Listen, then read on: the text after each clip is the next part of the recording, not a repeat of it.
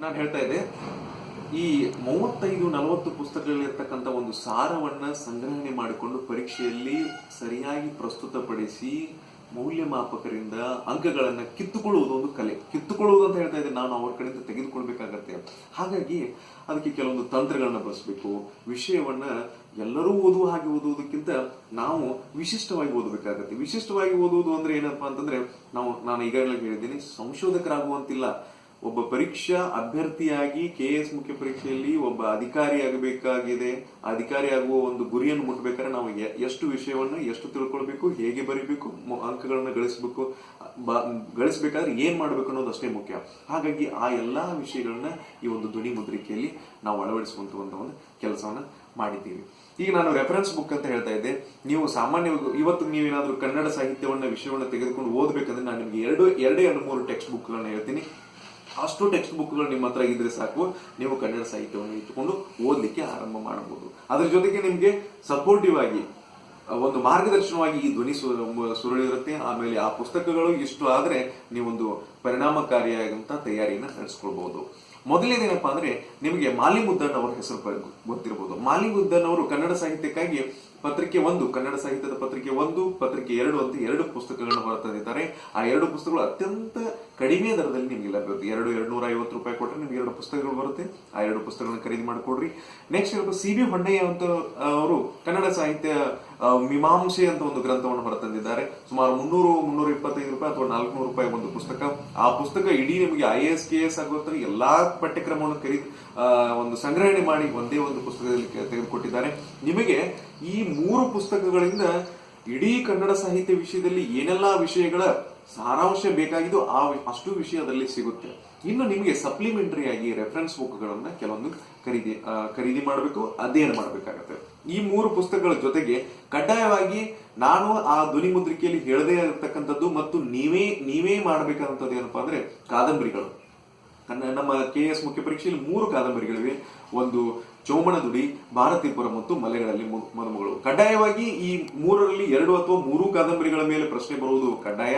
ಹಾಗಾಗಿ 3 ಕಾದಂಬರಿಗಳನ್ನ ಅತ್ಯಂತ ಓದಿಕೊಂಡು ಯಾವ ಪಾತ್ರಗಳು ಬರುತ್ತವೆ, ಯಾವ ಸನ್ನಿವೇಶಗಳು ಬರುತ್ತವೆ ಮತ್ತು ಯಾವ ಒಂದು ವಿಷಯಕ್ಕೆ ಪ್ರಾಶಸ್ತ್ಯವನ್ನು ಕೊಟ್ಟಿದ್ದಾರೆ, ಕಾದಂಬರಿಕಾರರ ಉದ್ದೇಶ ಏನಾಗಿತ್ತು ಅನ್ನೋದು ನೀವು ತಿಳ್ಕೊಳ್ಬೇಕಾಗತ್ತೆ. ಅಲ್ಲಿ ಏನಂದ್ರೆ ನೀವು ಆ 3 ಕಾದಂಬರಿಗಳನ್ನ ಖರೀದಿ ಮಾಡ್ಕೊಳ್ರಿ. ಪೂರ್ವ ತಯಾರಿಯಾಗಿ ನೀವು ಈಗಾಗಲೇ KS ಪೂರ್ವಭಾವಿ ಪರೀಕ್ಷೆಯನ್ನ ಎದುರಿಸಲಿಕ್ಕೆ ಸಿದ್ಧರಾಗಿದ್ದೀರಿ. ನಿಮ್ಗೆ KS ಪರೀಕ್ಷೆಯ ಸಾಮಾನ್ಯ ಅಧ್ಯಯನ ವಿಷಯಗಳನ್ನ ಓದ್ತಾ ಏನಾಗುತ್ತೆ ಅಂದ್ರೆ ನಿಮ್ಗೆ ಸ್ವಲ್ಪ ಯಾವುದೋ ಬೇಜಾರಾಗ್ಬೋದು, ಎಷ್ಟು ವಿಷಯನ ಓದ್ಬೇಕು. ಅಂತ ಸಮಯವನ್ನು ನೀವೇನ್ ಮಾಡಿ ಕಾದಂಬರಿಗಳನ್ನ ಓದ್ಲಿಕ್ಕೆ ಮೀಸಲಿಡಿ. ಈಗಿಂದಲೇ ಅರ್ಧ ಗಂಟೆನೋ 1 ಗಂಟೆನೋ ಅಷ್ಟು ಓದ್ತಾ ಹೋದ್ರೆ ನಿಮ್ಗೆ ಒಂದು ಸ್ವಲ್ಪ ಚೇಂಜ್ ಆಫ್ ವರ್ಕ್ ಮಾಡೋದ್ರಿಂದ ನಿಮಗೆ ಮನಸ್ಸಿಗೂ ಕೂಡ ನೆಮ್ಮದಿ ಇರುತ್ತೆ, ಬೇರೆ ವಿಷಯವನ್ನು ತಿಳ್ಕೊಂಡಾಗುತ್ತೆ, ಮತ್ತೆ ಮುಖ್ಯ ಪರೀಕ್ಷೆಗೆ ತಯಾರಿ ಕೂಡ ಆದಂಗೆ. ಇದೊಂಥರ ಟೈಮ್ ಮ್ಯಾನೇಜ್ಮೆಂಟ್, ಹೌದಾ? ಹಾಗಾಗಿ ಈಗಲಿಂದನೇ ಕಾದಂಬರಿಗಳನ್ನ ಓದ್ತಾ ಹೋಗಿ. ಆಮೇಲೆ ನಾವು ಮುಂದೆ ಬರ್ಲಿರ್ತಕ್ಕಂತ ಒಂದು ಪುಸ್ತಕದಲ್ಲಿ ಈ ಕಾದಂಬರಿಗಳ ಮೇಲೆ ಒಂದು ವಿಮರ್ಶಾ ಲೇಖನವನ್ನು ಕೂಡ ಕೊಡ್ಲಿಕ್ಕೆ ಒಂದು ಪ್ರಯತ್ನವನ್ನು ಮಾಡೋರಿದ್ದೀವಿ. ಆ ವಿಮರ್ಶಾ ಲೇಖನ, ನೀವು ಓದಿದ ಕಾದಂಬರಿ, ಮತ್ತೆ ನೀವು ನಿಮ್ಮ ವಿದ್ಯಾರ್ಥಿ, ನಿಮ್ಮ ಒಂದು ಪರಿವಾರ ಅಂದ್ರೆ ನಿಮ್ಮ ಸ್ಟಡಿ ಗ್ರೂಪ್ ಅಂತ ಏನಿರುತ್ತೆ, ಆ ಗುಂಪಿನ ಜೊತೆಗೆ ನೀವು ಚರ್ಚೆಯನ್ನು ಮಾಡಿಕೊಂಡಾಗ ಅಲ್ಲಿರ್ತಕ್ಕಂಥ ಕೆಲವೊಂದು ಸಮಸ್ಯೆಗಳು ಅಥವಾ ಗೊಂದಲಗಳು ನಿಮಗೆ ಪರಿಹಾರ ಆಗುತ್ತೆ. ಅಷ್ಟನ್ನು ನೀವು ಮಾಡ್ಕೊಳ್ಬೇಕಾಗುತ್ತೆ. ಅದನ್ನು ಬಿಟ್ರೆ ಉಳಿದಂತೆ ಎಲ್ಲಾ ವಿಷಯಗಳನ್ನ ನಾವು ಸಂಗ್ರಹಣೆ ಮಾಡಿ ಈ ಒಂದು ಧ್ವನಿ ಮುದ್ರಿಕೆಯಲ್ಲಿ ಕೊಟ್ಟಿದ್ದೀವಿ. ನಾನು ಹೇಳ್ತಾ ಇದ್ದೀನಿ, ಆ ಒಂದು 2-3 ಟೆಕ್ಸ್ಟ್ ಬುಕ್, ಈ ಒಂದು 2-3 ಕಾದಂಬರಿಗಳನ್ನ ಓದಬೇಕು. ಉಳಿದಂತೆ ನಾವು ಹೇಳಿದಂತ ಎಲ್ಲಾ ಧ್ವನಿ ಮುದ್ರಿಕೆಯನ್ನು ಮುಂದಿಟ್ಕೊಂಡು ಅದನ್ನ ಕೇಳ್ತಾ ನೀವು ಏನ್ ಮಾಡ್ಬೇಕಾಗತ್ತೆ, ಕೆಲವು ಟಿಪ್ಪಣಿಗಳನ್ನ ಮಾಡ್ಕೊಳ್ಬೇಕಾಗತ್ತೆ. ಮತ್ತೆ ಧ್ವನಿ ಮುದ್ರಿಕೆಯನ್ನು ಎಲ್ಲಿಂದ ಕೇಳಬೇಕು, ಯಾವುದನ್ನ ಕೇಳಬೇಕು ಅನ್ನೋ ಗೊಂದಲ ಆಗದಂತೆ ಪತ್ರಿಕೆ ವೈಸು ಮತ್ತು ಒಂದು ಟಾಪಿಕ್ ವೈಸ್, ಪಾರ್ಟ್ ವೈಸ್ ಅಂತ ಕರಿತೀವಿ, ಭಾಗ 1, ಭಾಗ 2, ಭಾಗ 3, 4 ಅಂತ ಹೇಳಿ ಬೇರೆ ಬೇರೆ ಮಾಡಿ ಅತ್ಯಂತ ನಿಮಗೆ ಸರಳವಾಗಿ ಅರ್ಥವಾಗೋ ತರ ಕೊಟ್ಟಿದೀವಿ. ನನ್ನ ಸಜೆಷನ್ ಏನಪ್ಪಾ ಅಂದ್ರೆ, ನಿಮಗೆ ಮೊದಲು ನೀವು ಧ್ವನಿ ಮುದ್ರಿಕೆಯನ್ನು ಕೇಳುವಾಗ ಪತ್ರಿಕೆ 1 ಕೇಳೋದಕ್ಕಿಂತ ಪತ್ರಿಕೆ 2 ಕೇಳ್ರಿ. ಪತ್ರಿಕೆ 2ರಲ್ಲಿ ಪತ್ರಿಕೆ ಭಾಗ 2 ಅಥವಾ ಭಾಗ 3 ಕೇಳ್ರಿ. ಯಾಕಂದ್ರೆ ಮೊದಲು ನಾಟಕ, ಕತೆ, ಕೆಲವೊಂದು ಗ್ರಂಥಗಳ ಬಗ್ಗೆ ಅಧ್ಯಯನ ಮಾಡೋದ್ರಿಂದ ತಿಳ್ಕೊಳ್ಳೋಕ್ಕೂ ಕಷ್ಟ ಆಗೋದಿಲ್ಲ. ಆರಂಭದಲ್ಲಿ ಭಾಷೆ, ಕನ್ನಡ ಸಾಹಿತ್ಯ ಚರಿತ್ರೆ, ಕಾವ್ಯ ಮೀಮಾಂಸೆ ಅಂತ ತಿಳ್ಕೊಂಡಿದ್ರೆ ನಿಮಗೆ ಈಗಾಗಲೇ ನೀವು ಒಬ್ಬ ಡಿಗ್ರಿ ಪದವಿಯಲ್ಲಿ BA ಪದವಿಯನ್ನು ಓದ್ಕೊಂಡಿದ್ದು ಕನ್ನಡ ಸಾಹಿತ್ಯವನ್ನು ಓದಿದ್ರೆ ನಿಮ್ಗೆ ಯಾವುದು ಕಷ್ಟ ಆಗ್ಲಿಕ್ಕಿಲ್ಲ. ಕನ್ನಡ ಸಾಹಿತ್ಯವನ್ನು ಓದದೇ ಇದ್ದವರಿಗೆ ಅದು ಕಷ್ಟ ಅನಿಸುತ್ತೆ. ಹಾಗಾಗಿ ಎರಡನೇ ಸುಲಭದಿಂದ ಕಠಿಣದ ಕಡೆಗೆ ಬರೋದು. ಮೊದಲು ನಮಗೆ ತಿಳಿತಕ್ಕಂಥ ವಿಷಯಗಳನ್ನೆಲ್ಲ ಸಂಪೂರ್ಣವಾಗಿ ತಿಳಿದುಕೊಂಡು ತಿಳಿಯದಾದ ವಿಷಯಗಳ ಗಮನ ಬಂದಾಗ ಅದಕ್ಕೂ ಒಂದು ಬೇಸ್ ಪಾಯಿಂಟ್ ಅಂತ ಇರುತ್ತೆ. ಅದಕ್ಕೆ ಒಂದು ಟಚ್ ಅಪ್ ಕೊಡ್ತಾ ನಾವು ವಿಷಯವನ್ನು ತಿಳಿತಾ ಹೋಗ್ಬೋದು. ಹಾಗಾಗಿ ಆ ಧ್ವನಿ ಮುದ್ರಿಕೆಯನ್ನ ನಿಮ್ಗೆ ಅನುಕೂಲವಾಗುವ ತರ ತಿಳ್ಕೊಳ್ಳಿ. 1 ಸರಿ ಅಲ್ಲ, 2 ಸರಿ ಅಲ್ಲ, 3 ಸರಿ ಅಲ್ಲ, ಎಷ್ಟು ಸಾಧ್ಯವೋ ಅಷ್ಟು ಸಾರಿ ನೀವು ಕೇಳ್ಕೊಳ್ಳಿ. ಯಾಕಂದ್ರೆ ವಿಷಯವನ್ನು ಕೇಳಿದಾಗ ಓದಿದ್ದಕ್ಕಿಂತ ನೋಡಿದ್ದು ಚೆನ್ನಾಗಿ ನೆನಪಿರುತ್ತೆ, ನೋಡಿದ್ದಕ್ಕಿಂತ ಕೇಳಿದ್ದು ಇನ್ನೂ ಚೆನ್ನಾಗಿ ನೆನಪಿರುತ್ತೆ. ಹಾಗಾಗಿ ಧ್ವನಿ ಮುದ್ರಿಕೆ ಅನ್ನೋದು ನಿಮಗೆ ಬಹಳ ಪರಿಣಾಮಕಾರಿ ಕೆಲಸ ಮಾಡುತ್ತೆ ಅಂತ ಅನ್ಕೊಂಡಿದ್ದೀನಿ. ನಾನು ಕೂಡ ಸಾಸಿ ಮರಳಯ್ಯ ಸರ್ ಅಂತ ಹೇಳಿ ಒಬ್ರು ಫೇಮಸ್ ವಿಮರ್ಶಕರು, ಅವರು ಹೇಳಿದ ಪಾಠವನ್ನು ಕೇಳಿನೇ ನಾನು ನಿಮಗೆ ಅದನ್ನು ಹೇಳುವ ಮಟ್ಟಕ್ಕೆ ಬೆಳೆದಿದ್ದು. ಹಾಗಾಗಿ ನೀವು ಎಷ್ಟು ಕೇಳ್ತಿರೋ, ಎಷ್ಟು ಚೆನ್ನಾಗಿ ಆಲಿಸಿಕೊಳ್ತಿರೋ, ಎಷ್ಟು ಚೆನ್ನಾಗಿ ಗ್ರಹಿಸಿಕೊಳ್ತಿರೋ ಅಷ್ಟು ಚೆನ್ನಾಗಿ ಬರೀಲಿಕ್ಕೆ ಒಂದು ಸಾಮರ್ಥ್ಯ ಬರುತ್ತೆ ಅನ್ನೋದು ನನ್ನ ಅಭಿಪ್ರಾಯ. ಅದನ್ನು ನೀವು ರೂಢಿಸಿಕೊಡ್ರಿ. ಆಮೇಲೆ ಪ್ರತಿದಿನವೂ ನೀವು ಏನ್ ಮಾಡೋದು, ಈಗಿಂದಲೇ ಅಂದ್ರೆ ಮುಖ್ಯ ಪರೀಕ್ಷೆ ತಯಾರಿಯಲ್ಲಿರುವಾಗ ಆ ಧ್ವನಿ ಮುದ್ರಿಕೆಗಳನ್ನ ಕೇಳಬೇಕು, ಕೇಳಿದ್ದನ್ನ ಬರೀಲಿಕ್ಕೆ ಪ್ರಯತ್ನ ಮಾಡಬೇಕು, ಪ್ರಶ್ನೆಗಳನ್ನ ನೋಡಬೇಕು, ಹಳೆ ಪ್ರಶ್ನೆ ಪತ್ರಿಕೆಗಳನ್ನ ತೆಗೆದುಕೊಳ್ಬೇಕು, ಪ್ರಶ್ನೆ ಪತ್ರಿಕೆಗಳಿಗೆ ಉತ್ತರವನ್ನು ಯಾವ ರೀತಿ ಬರೀಬೇಕು ಅನ್ನೋದು ಪ್ರಯತ್ನ ಮಾಡಬೇಕು. ಸದ್ಯದಲ್ಲೇ ನಾನು ಬರೆದಂತ ಉತ್ತರ ಪತ್ರಿಕೆಗಳ ಒಂದು ಜೆರಾಕ್ಸ್ ಪ್ರತಿಯನ್ನು ಕೊಡುವಂತ ಒಂದು ವ್ಯವಸ್ಥೆಯನ್ನ ಮಾಡುವವರಿದ್ದೀವಿ. ಅದನ್ನು ನೀವು ಪಡ್ಕೊಂಡು ಒಂದು ಮಾದರಿ ಅಂತ ನಿಮ್ ಮುಂದೆ ಇದ್ರೆ ಈಗ ಬರಿಬಹುದಾ ಅಂತ ಅನ್ಕೊಂಡ್ಬಿಟ್ರೆ ನೀವು ಬರಿಬಹುದು. ಹೇಗ್ ಬರಿಬಹುದು ಅಂತ ಬರೀ ಪ್ರಶ್ನಾರ್ಥಕ ಚಿಹ್ನೆ ಹಾಕೊಂಡು ನೀವು ಕೂತು ಬಿಟ್ರೆ ಏನೂ ಬರೀಲಿಕ್ಕೆ ಆಗೋದಿಲ್ಲ.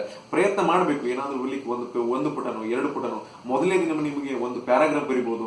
ಆದ್ರೆ ಒಂದು ವಾರದ ನಂತರ ನೀವು ಏನ್ ಮಾಡಬಹುದು, ಪುಟಗಂಟ್ಲಿ ಬರೆಯುವಂತ ಒಂದು ಸಾಮರ್ಥ್ಯ ಬರುತ್ತೆ. ಯಾಕಂದ್ರೆ ನಾವು ಯಾರು ಕಲಿತಾ ಹೋಗ್ಬೇಕಾಗತ್ತೆ. ಒಮ್ಮೆಲೆ ಎಲ್ಲಾ ಕಲೆಗಳು ನಮಗೆ ಬರೋದಿಲ್ಲ, ಸಿದ್ಧಿಸುವುದಿಲ್ಲ. ಹಾಗಾಗಿ ಇದೊಂದು ಪ್ರಯತ್ನ ಪೂರ್ವಕವಾಗಿ ಕನ್ನಡ ಸಾಹಿತ್ಯವನ್ನು ಕಲಿಬೇಕಾಗತ್ತೆ. ಅದರ ಜೊತೆಗೆ ನಾನು ಹೇಳ್ತಾ ಇದ್ದೆ, ನೀವು ಅಷ್ಟು ವಿಷಯಗಳನ್ನ ಟೈಮ್ ಮ್ಯಾನೇಜ್ಮೆಂಟ್ಗೂ ಕೂಡ ಈ ಧ್ವನಿ ಮುದ್ರಿಕೆ ನಿಮಗೆ ಬಹಳ ಅನುಕೂಲ ಆಗುತ್ತೆ. ಯಾಕಂದ್ರೆ ನೀವು ಬಸ್ ನಲ್ಲಿ ಟ್ರಾವೆಲ್ ಮಾಡುವಾಗ, ಬೈಕ್ ಮೇಲೆ ಹೋಗುವಾಗ, ಈವನ್ ನಾನು ನಿಮಗೆ ಫ್ರಾಂಕ್ಲಿ ಹೇಳ್ಬೇಕಂದ್ರೆ ನೀವು ಬಾತ್ರೂಮ್ ಅಲ್ಲಿ ಇರುವಾಗ ಕೂಡ ಅದನ್ನ ಆಡಿಯೋ ಕೇಳಬಹುದು. ಅಂದ್ರೆ ನಿಮ್ಗೆ ಎಲ್ಲೂ ಸಮಯ ವ್ಯರ್ಥ ಆಗೋದೇ ಇಲ್ಲ. ನೀವು ನಿಮ್ಮ ಸ್ಟಡಿ ಟೇಬಲ್ ಮೇಲೆ ಇದ್ದಾಗ ಪುಸ್ತಕಗಳನ್ನು ಓದ್ಬೋದು. ಸ್ಟಡಿ ಟೇಬಲ್ ಬಿಟ್ಟು ಹೊರಗಡೆ ಹೋಗ್ಬೇಕಂತ ಅನಿವಾರ್ಯ ಬಂದಾಗ ಅವುಗಳನ್ನ ನೀವು ವಾಕ್ಮನ್ ಹಾಕೊಂಡು ಕೇಳ್ಕೊಂತ ಹೋದ್ರೆ ನೀವು ಮಿನಿಮಮ್ 10 ರಿಂದ 15 ಗಂಟೆ ಈ KS ಪರೀಕ್ಷೆಯಲ್ಲಿ ತೊಡಗಿಸ್ಕೊಳ್ಳಿಕ್ಕೆ ಸಾಧ್ಯ ಇದೆ. ಪತ್ರಿಕೆ ಓದುವುದರ ಜೊತೆಗೆ ಐಚ್ಛಿಕ ವಿಷಯಗಳು ಓದುವುದರ ಜೊತೆಗೆ ಈ ವಿಷಯಗಳನ್ನು ಓದುವುದರಿಂದ KS ಪರೀಕ್ಷೆ ಅನ್ನೋದು ನನ್ನ ಪ್ರಕಾರ ಇದು ಸುಲಿದ ಬಾಳೆಹಣ್ಣು. ಯಾರು ಬೇಕಾದ್ರೂ ಮಾಡ್ಬೋದು ಅಂತ ನಾನು ಅತ್ಯಂತ ಭರವಸೆಯಿಂದ ಹೇಳ್ತೀನಿ. ಆದ್ರೆ ಒಂದು ಪ್ರಾಮಾಣಿಕತೆ ಪ್ರಯತ್ನ ಮತ್ತು ಸತತ ಪ್ರಯತ್ನ ಬೇಕು. ಇಲ್ಲಿ ಸ್ವಲ್ಪ ತಾಳ್ಮೆಯ ಅಗತ್ಯ ಇದೆ. ಯಾಕಂದ್ರೆ ಪರೀಕ್ಷೆಗಳು ಸಾಮಾನ್ಯವಾಗಿ ಉಳಿದ ಪರೀಕ್ಷೆಗಿಂತ ಹೆಚ್ಚಿನ ಸಮಯವನ್ನು ಅಪೇಕ್ಷೆ ಮಾಡ್ತಾ ಇದ್ದೀವಿ. ಹಾಗಾಗಿ ಆ ಒಂದು ತಾಳ್ಮೆ ನಿಮ್ಮಲ್ಲಿ ಇದ್ದು ಆ ಪ್ರಯತ್ನವಾದಿಗಳು ನೀವು ಆಗಿದ್ರೆ ನೀವು ಯಶಸ್ಸು ಕಟ್ಟಿಟ್ಟ ಬುತ್ತಿ ಅಂತ ನಾನು ಹೇಳಲಿಕ್ಕೆ ಇಷ್ಟಪಡ್ತೀನಿ. ಈಗಾಗಲೇ ನಾವೇ ನಮ್ಮ ಎಕ್ಸ್ಪರ್ಟ್ ಪಬ್ಲಿಕೇಶನ್ ಅವರು ಈ ಒಂದು ಕನ್ನಡ ಸಾಹಿತ್ಯದ ಜೊತೆಗೆ ಇದಕ್ಕಿಂತ ಮುಂಚೆ ಧ್ವನಿ ಮುದ್ರಿಕೆಗಿಂತ ಮುಂಚೆನೆ ಈ ಬದಲಾದ ಪಠ್ಯಕ್ರಮಕ್ಕೆ ತಕ್ಕಂತೆ ಸಾಮಾನ್ಯ ಅಧ್ಯಯನದ 1, 2, 3, 4 ಪತ್ರಿಕೆಗಳ ಒಂದು ನೋಟ್ಸ್ ಮಾದರಿಯ ಒಂದು ಪುಸ್ತಕಗಳ 4 ಪುಸ್ತಕಗಳು ಈಗಾಗಲೇ ಹೊರಗೆ ತಂದಿದ್ದೀವಿ. ಅವುಗಳನ್ನು ನೀವು ಖರೀದಿಸಿ ಓದ್ಬೋದು.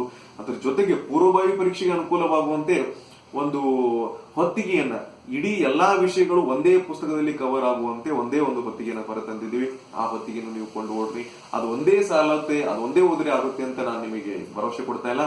ಅದೊಂದು ನಿಮಗೆ ಬೇಸ್ ವರ್ಕ್. ಅದನ್ನು ನೀವು ಮಾಡಿ ಅದ್ರ ಜೊತೆಗೆ ಕೆಲವೊಂದು ರೆಫರೆನ್ಸ್ ಬುಕ್ಗಳನ್ನು ನೀವು ಅಧ್ಯಯನ ಮಾಡಬೇಕಾಗತ್ತೆ. ಆ ರೆಫರೆನ್ಸ್ ಬುಕ್, ಈ ಬುಕ್ಸ್ ಎಲ್ಲ ಮಾಡಿದ್ರೆ ನೀವು ಪ್ರತಿದಿನದ ಪ್ರಜಾವಾಣಿ ಪತ್ರಿಕೆ ಆಗಿರ್ಬೋದು, ಮ್ಯಾಗಝಿನ್ಸ್ ಆಗಿರ್ಬೋದು, ಇವನ್ನೆಲ್ಲ ಮಾಡ್ತಾ ಐಚ್ಛಿಕ ವಿಷಯದ ಕಡೆಗೂ ಗಮನ ಕೊಡ್ತಾ, ಸಾಮಾನ್ಯ ಅಧ್ಯಯನ ವಿಷಯಕ್ಕೂ ಕೂಡ ಗಮನ ಕೊಡ್ತಾ, ಜೊತೆಗೆ ಪ್ರಬಂಧ ವಿಷಯಕ್ಕೂ ಕೂಡ ಗಮನ ಕೊಡ್ತಾ ಹೋದ್ರೆ ಮುಖ್ಯ ಪರೀಕ್ಷೆಯಲ್ಲಿ ಸರಳವಾಗಿ ಗೆಲುವು ಸಾಧಿಸಬಹುದು ಅಂತ ಹೇಳಿ. ಮುಖ್ಯ ಪರೀಕ್ಷೆಯಲ್ಲಿ ಗೆಲುವು ಸಾಧಿಸಿ ನೀವು ಹೊರ ಬನ್ನಿ. ಅಷ್ಟರಲ್ಲಿ ಕೂಡ ನಿಮಗೆ ಸಂದರ್ಶನವನ್ನು ನೀವು ಹೇಗೆ ಎದುರಿಸಬೇಕು ಅನ್ನತಕ್ಕಂಥ ಒಂದು ಪುಸ್ತಕವನ್ನು ಹೊರಗೆ ತರುವಂತ ತಯಾರಿಯಲ್ಲಿ ಇದ್ದೀವಿ. ಅದ ಸಾಧ್ಯವಾದರೆ ತರುವಂತ ಒಂದು ಪ್ರಯತ್ನ ಮಾಡ್ತೀವಿ. ಅದು ನಿಮಗೆ ಲಭ್ಯವಾಗುತ್ತೆ ಅಂತ ಹೇಳ್ತೀನಿ. ಒಟ್ಟಿನಲ್ಲಿ ಕನ್ನಡ ಸಾಹಿತ್ಯದ ವಿಷಯಕ್ಕೆ ಏನಾದ್ರೂ ನಿಮಗೆ ಸಮಸ್ಯೆ ಬಂದ್ರೆ, ಯಾವ್ದಾದ್ರು ವಿಷಯವನ್ನು ಆಲಿಸುವಾಗಿರ್ಬೋದು ಅಥವಾ ಪ್ರಶ್ನೆಯನ್ನು ಕೇಳುವಾಗಿರ್ಬೋದು, ಆ ವಿಷಯವನ್ನು ಬೋಧಿಸುವಾಗಾಗಿರ್ಬೋದು ಅಥವಾ ಟೆಕ್ಸ್ಟ್ ಬುಕ್ ಅಲ್ಲಿ ಏನಾದ್ರೂ ಸಮಸ್ಯೆಗಳು ಇದ್ದರೆ ನಮ್ಮನ್ನು ಸಂಪರ್ಕಿಸಲಿಕ್ಕೆ ಯಾವುದೇ ರೀತಿಯ ತೊಂದರೆಯನ್ನು ಪಡೆದುಕೊಳ್ಬೇಡಿ.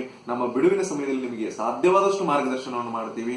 ದಯವಿಟ್ಟು ಇದನ್ನ ಪ್ರೋತ್ಸಾಹ ಮಾಡಿ ಅಂತ ಹೇಳ್ತಾ ನಿಮ್ಮ ಒಂದು ಬೆಂಬಲಕ್ಕೆ ನಾನು ಯಾವತ್ತು ಆಭಾರಿಯಾಗಿದ್ದೀನಿ, ನಿಮ್ಮ ಋಣಿಯಾಗಿದ್ದೇನೆ ಅಂತ ನನ್ನ ಮಾತನ್ನು ಮುಗಿಸ್ತೇನೆ. ಧನ್ಯವಾದಗಳು. ನಮಸ್ತೆ.